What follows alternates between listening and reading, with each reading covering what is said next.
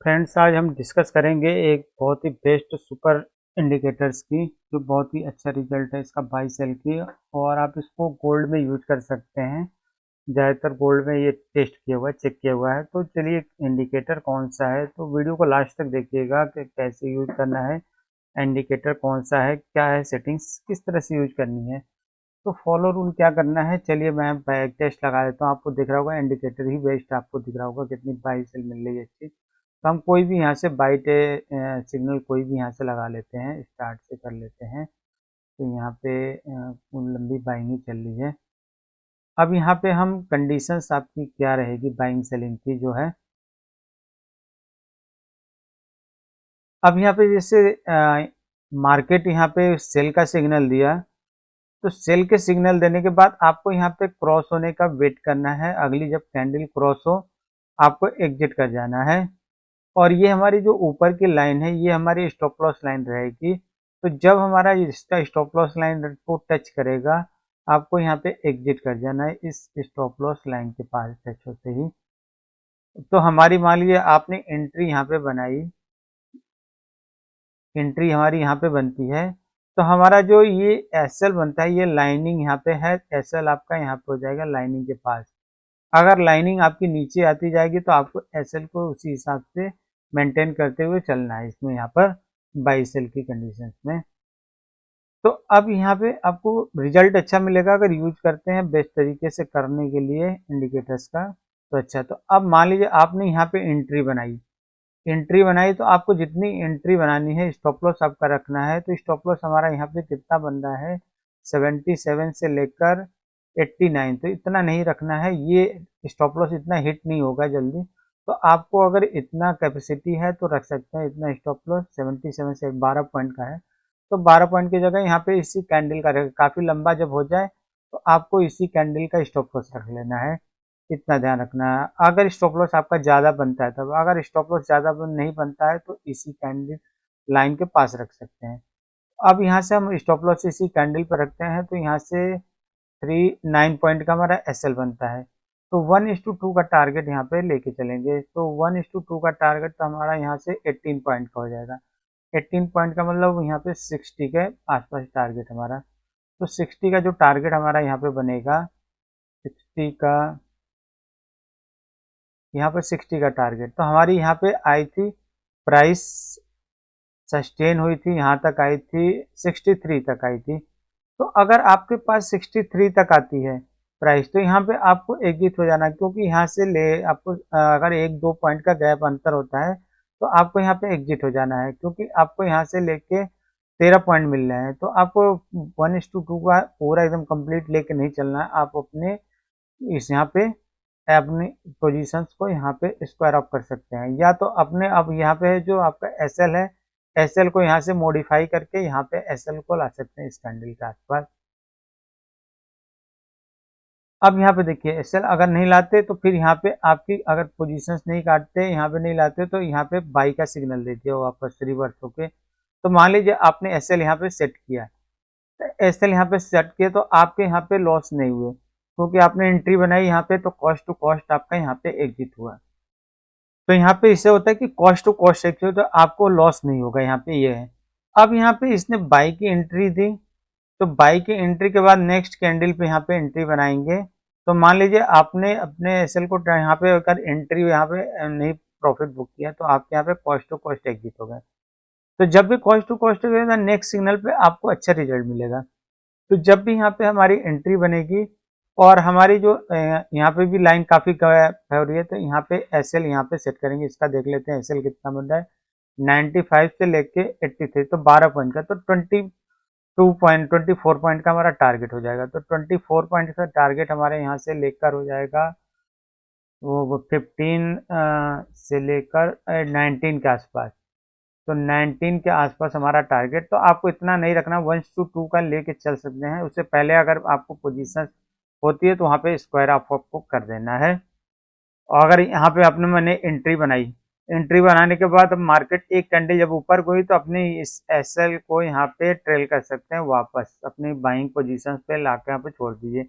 कि आपको अगर ऊपर मार्केट नहीं गई तो आपके जो कॉस्ट टू कॉस्ट पे आपको मिल जाए। तो यहाँ पे अगर टारगेट नहीं मिलता है तो यहाँ पे जब भी है देखिए मार्केट यहाँ पे गई ऊपर, टारगेट यहाँ पे अचीव हुआ, 1:2 का टारगेट अचीव हुआ यहाँ पे। उसके बाद यहाँ पे आया, अगर कॉस्ट टू कॉस्ट है, अगर जिसने प्रॉफिट यहाँ पे बुक कर लिया तो यहाँ पे कॉस्ट टू कॉस्ट जो था टच करने आया। तो हमारी यहाँ पे एंट्री बनी, यहाँ पे हमारा कॉस्ट टू कॉस्ट होता है, यहाँ पे एक एंट्री आपको यहाँ पे मिल चुकी है।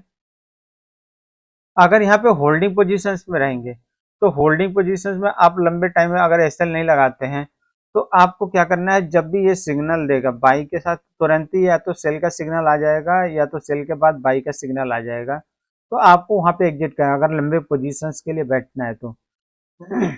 तो यहाँ पे हमारी बाइंग की पोजीशन हमारी हो गई थी। इसके बाद देख लेते हैं यहाँ पे पोजीशंस नीचे आ रही है।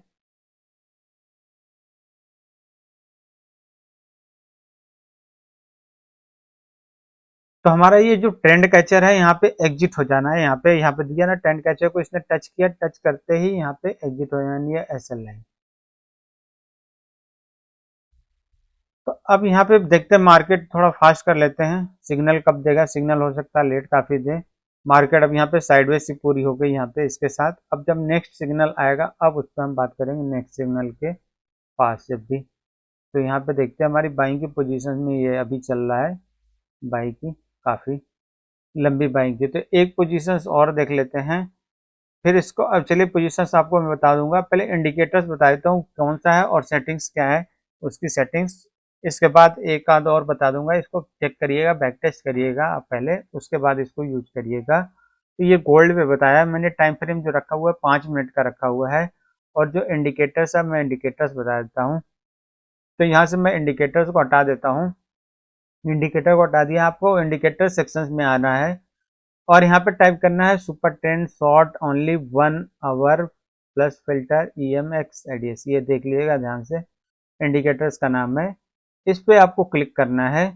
ये इंडिकेटर्स हमारा यहाँ पे आ गया प्लॉट होके। इसकी सेटिंग्स में क्या है, सेटिंग्स में आपको यहाँ पे आना है। तो सेटिंग्स में यहाँ पे आने के बाद तो सेटिंग्स में हमारी पहली रहेगी ऊपर 10 रहेगा और दूसरे वाले को मैंने 2.5 कर दिया था। और यहाँ पे फिल्टर जो है EM में हमने रखा हुआ था, बस EM में हमने किया हुआ, बाकी अपने हिसाब से जो आपको सेट रखना है वो रख सकते हैं। तो ये सेटिंग्स है इसके डिफ़ॉल्ट, ये सेटिंग्स। इसके बाद हम ओके कर देंगे तो हमारा जो सिग्नल हमारी यहाँ पे शॉर्ट थी, बाइंग थी। अब इसके बाद जो हमारी अगली कोई इंडिकेटर्स आता है तो ये इंडिकेटर्स का नाम बता दिया, सेटिंग बता दिया। अब एक आध और देख लेते हैं, बाई सेल की यहाँ पे कोई पोजीशंस आती है तो अभी बाइंग की ही चल रही है पूरी लंबी जो। इसके बाद यहाँ पे कोई और देखते हैं, देखिए कितना लंबा मूव मिल रहा है आपको बाई सेल में इंडिकेटर्स में। जब भी चल रहा है अभी चलती है, चलने देते हैं फिर भी देखते हैं यहाँ पे कोई अगली सेल की आए या तो कोई बाई आए अभी। तो यहाँ पे इतनी फास्ट लगा रखी है, लंबी मूव ही चल रहा है, काफ़ी लंबा चल रहा है। यहाँ पे मार्केट ऊपर ही जा रही है एकदम सीधे, बाइंग बाइंग बाइंग ही चल रही है। तो कोई और जल्दी सिग्नल आ नहीं रहा है। आपको इस तरह से आपको लंबे मूव मिलेंगे इस सिग्नल्स में जितने हैं। तो यहाँ पे सेटिंग्स आप अपने हिसाब से इसको चेंजेस कर सकते हैं, सेटिंग्स को मैंने जो बताया है वो।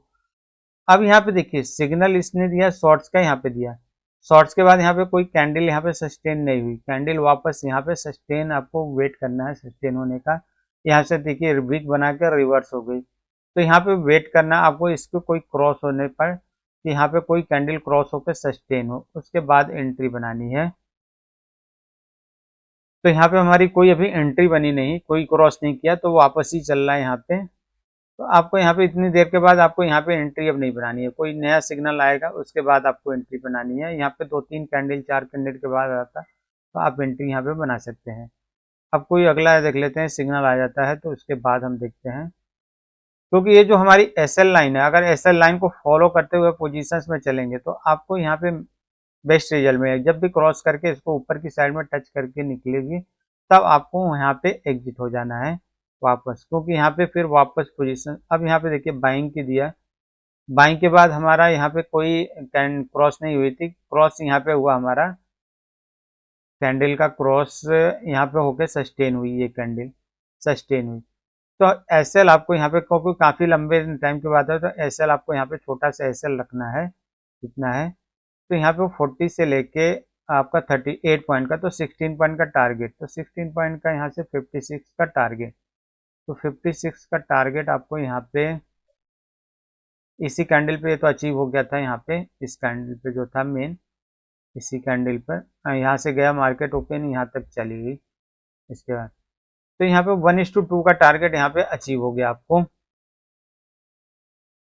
तो यहाँ पे इस तरह से पोजीशन बनानी है, कैंडल को क्रॉस होने का वेट करना है, और जो अगर लंबे टाइम फ्रेम के लिए चाहिए तो आपको इसको फॉलो करना है ट्रेंड को। ये आपका एसएल लाइन है, जब भी एसएल लाइन को आपको टच करें, आपको क्रॉस करके सस्टेन होनी चाहिए कैंडल, तो आपको यहाँ पे एग्जिट कर जाना है, उसके बाद फिर कोई नई एंट्री बनानी है। तो यहाँ पे देखिए, यहाँ पे पूरी ऊपर टारगेट यहाँ पे बाइंग का चल रहा है, तो बाइंग की आपको पोजीशन अच्छी नहीं है। तो इसको पहले आप लोग बैक टेस्ट करिएगा, बैक टेस्ट करने के बाद इसको फिर यूज करिएगा लाइव मार्केट में, तो आपको अच्छा रिजल्ट मिलेगा। इसको गोल्ड में बताया, गोल्ड में अच्छा काम करता है, ये बेस्ट है आपको लंबी पोजीशन। तो अगर वीडियो अच्छी लगी हो तो वीडियो को लाइक कर दीजिएगा, चैनल पर नए होंगे तो सब्सक्राइब कर लीजिएगा। फिर मिलते हैं नए वीडियो में नए इंडिकेटर के साथ, तब तक के लिए धन्यवाद। Good bye.